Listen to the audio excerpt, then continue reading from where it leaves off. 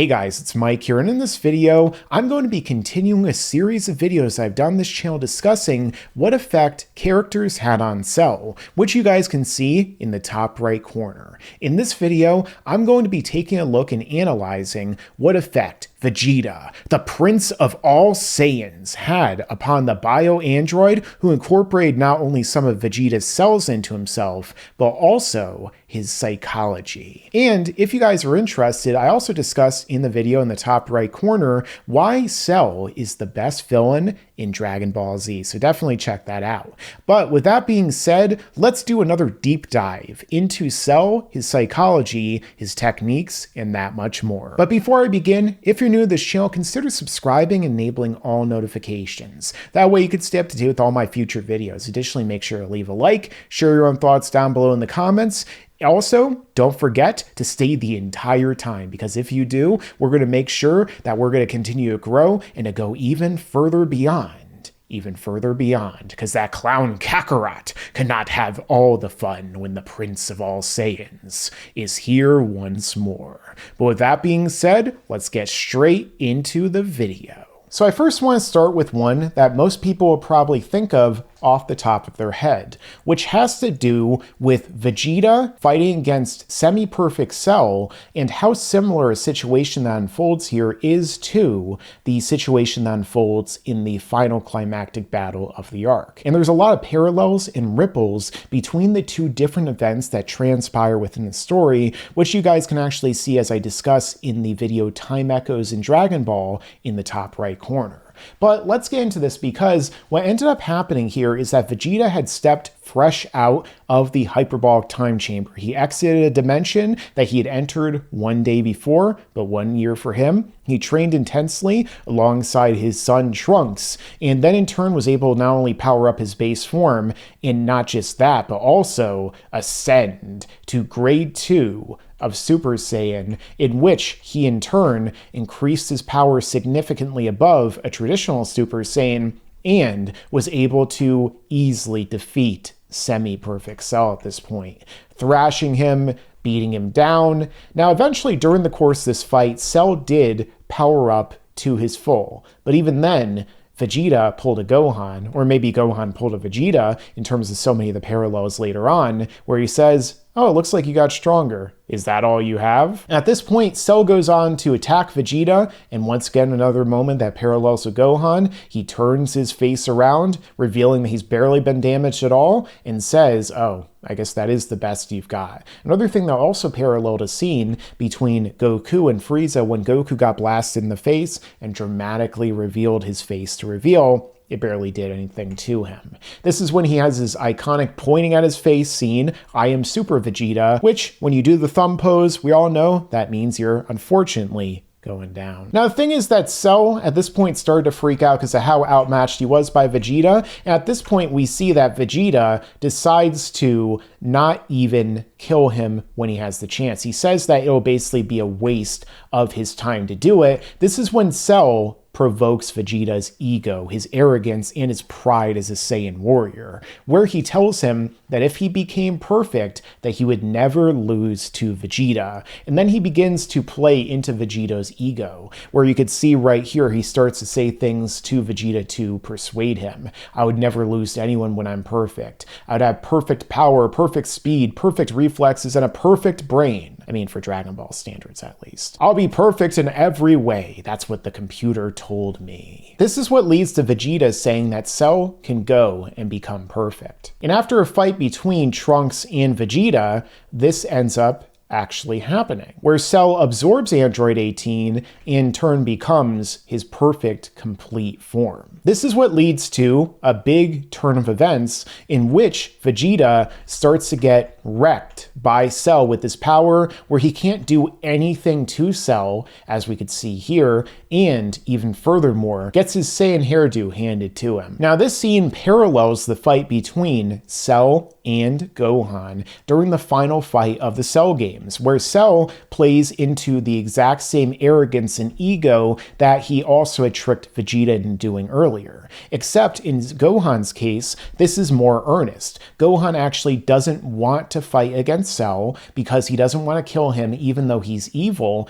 and he says that his power is so great when he unlocks its true potential that he'd be able to even destroy Perfect Cell. But then we see here that Cell says, "It looks like your little plan has failed. Did you really think that I would get scared listening to that story of yours? You really still are a child. You've made me want to piss you off to see if you really are telling the truth." And he proceeds to attack Gohan, leading to all the things that occur during their fight. And eventually, after the destruction of Android 16's head and the ending of his artificial life at the hands of Cell, Gohan snaps and in turn becomes a Super Saiyan 2, which allows him to ultimately defeat Cell. And of course, is by the hand of not only Gohan, but also by Vegeta, who proceeds to intervene in the fight, doing something that he would never do in the past and violating his own pride, to allow Gohan the opportunity to in turn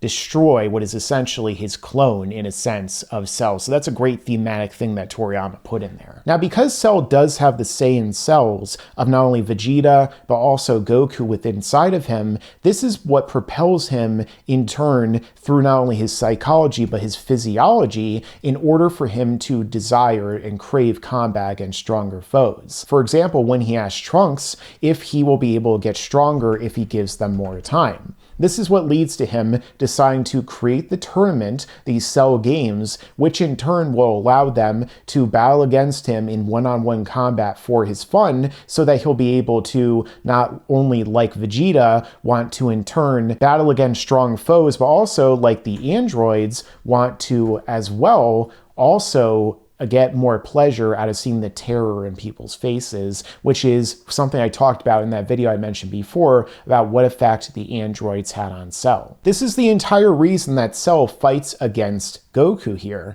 because the fact is that even though Cell could have just blown up the planet after he won by absorbing Android 17 himself and thus becoming perfect, not only could he have just killed Goku by going full power and not even giving him a chance to fight against Cell, but not just that, additionally, that is what leads to, just like the scene before, Cell's ego and his Saiyan physiology, his Saiyan pride, getting in the way of him and his own survival. Furthermore, after Cell returns as Super Perfect Cell, it is his Saiyan genes, such as those they inherited from Vegeta, that allowed him to come back even stronger than before. Because whereas Cell's regeneration came from Piccolo and seemed to have been perfected not only in terms of when he became perfect, but also by Dr. Gero's computer, which I discussed with Kwame, a video you guys can see in the top right corner, discussing how Cell's regeneration was actually better than Piccolo's.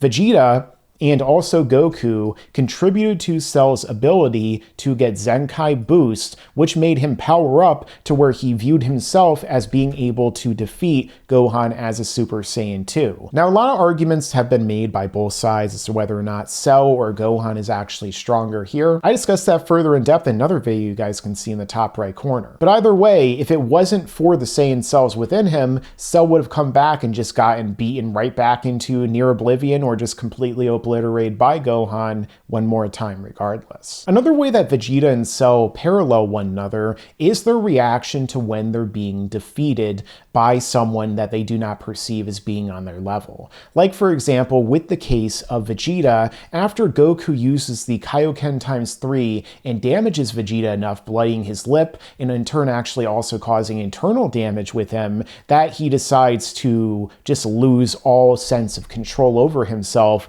and flies up into the atmosphere ready to destroy the Earth with his key attack, his Gallic Gun, which proceeds to lead Goku into having a beam clash with him, which in turn leads to Vegeta being beaten here. Now, in a very similar fashion to what happened here, we see the same thing play out with Cell and Gohan, where when Cell is cornered, when he is beaten essentially by Gohan, he's even bleeding from the mouth just like Vegeta was, what happens? He says that he didn't think being even stronger stronger than him would exist, in that Gohan is stronger, but I still won't lose, which is one of my favorite little moments from Cell, where he's like going to channel not only his inner Vegeta, but also his inner Frieza, and proceeds to fly up into the air just like Vegeta did, charging up his full power attack so that he will destroy the entire planet, or at the very least take out Gohan. Unfortunately for him, when he fires this giant, like 5-mile in circumference blast that's the size of one of those spaceships from Independence Day,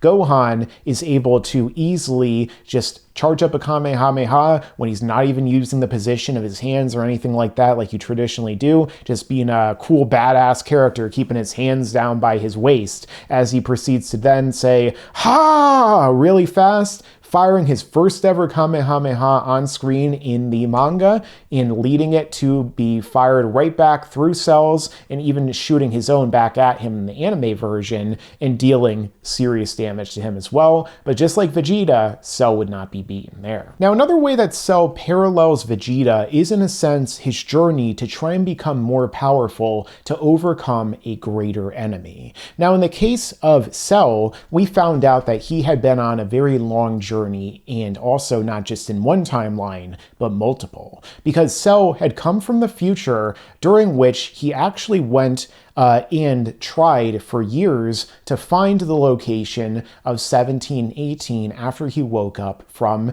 the incubation that Dr. Gero's computer was creating him within. At that point, he wanted to try and find them to absorb them and become perfect, but there was an issue, which is that he couldn't because of the fact that Trunks had already defeated them somehow.